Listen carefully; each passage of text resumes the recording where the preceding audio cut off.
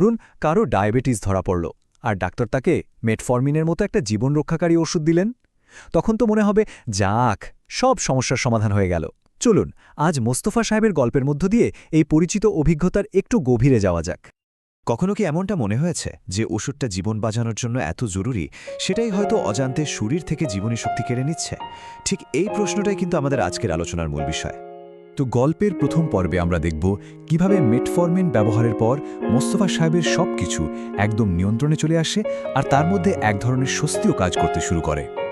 প্রতিদিন সকালে এই ছোট্ট নিয়মটা মেনেই তার রক্তের শর্করার পরিমাণ একদম ঠিকঠাক থাকত। মানে ওষুধটা দারুণ কাজ করছিল, যা তাকে একটা নিশ্চিন্ত জীবন দিয়েছিল। যখনই রিপোর্ট হাতে আসত, সংখ্যাগুলো দেখে মনে হতো বাহ, স্বাস্থ্য তো পুরোপুরি নিয়ন্ত্রণে। এই যে পজিটিভ ডেটা, এটা তাকে একটা আত্মবিশ্বাসও দিয়েছিল যে আর কোনো চিন্তার কারণ নেই। কিন্তু ওই ভালো রিপোর্টের আড়ালেই একটা নতুন, বলা যায় এক রহস্যময় সমস্যা ধীরে ধীরে মাথাচাড়া দিয়ে উঠছিল। গল্পের এই অংশে আমরা সেই না বোঝনীয় দুর্বলতার কারণটা খোঁজার চেষ্টা করব। আর এখানেই মূল ব্যাপারটা। একদিকে কাগজের রিপোর্টে সব স্বাভাবিক দেখাচ্ছে, কিন্তু অন্যদিকে মোস্তফা সাহেব যা অনুভব করছিলেন তা হল শরীরকে অবশ করে দেয়া এক ক্লান্তি আর দুর্বলতা। দুটো যেন দুই মেরুর কথা বলছে। দিন দিন যেন শরীরটা ভারী হয়ে যাচ্ছিল, প্রায় হাত পা অবশ হয়ে যেত। তার মনে হতে শুরু করল যেন নিজের শরীরের ওপর থেকেই সব নিয়ন্ত্রণ হারিয়ে যাচ্ছে। রিপোর্ট ভালো, কিন্তু শরীর অন্য কথা বলছে। এই অনুভূতিটা তাকে রীতিমতো ভয় পাইয়ে দিচ্ছিল। গল্পের এই পর্যায়ে এসে অবশেষে সেই রহস্যময় উপসর্গের পিছনের আসল কারণটা জানা যাবে।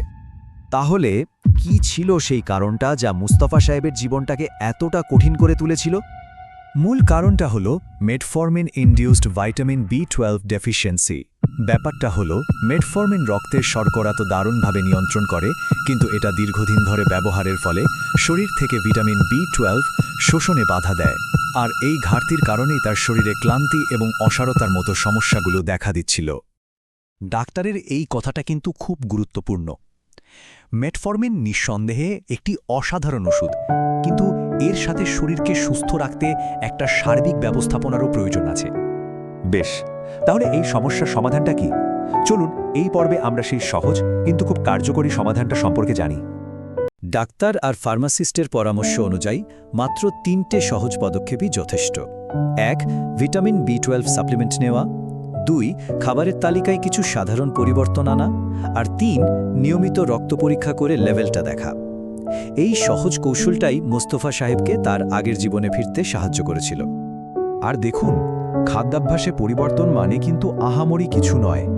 ডিম, দুধ বা মাছের মতো সহজলভ্য খাবার প্রতিদিনের ডায়েটে যোগ করেই ভিটামিন B12 এর মাত্রা ঠিক রাখা সম্ভব। এই কথাটা আমাদের একটা জরুরি বিষয় মনে করিয়ে দেয়।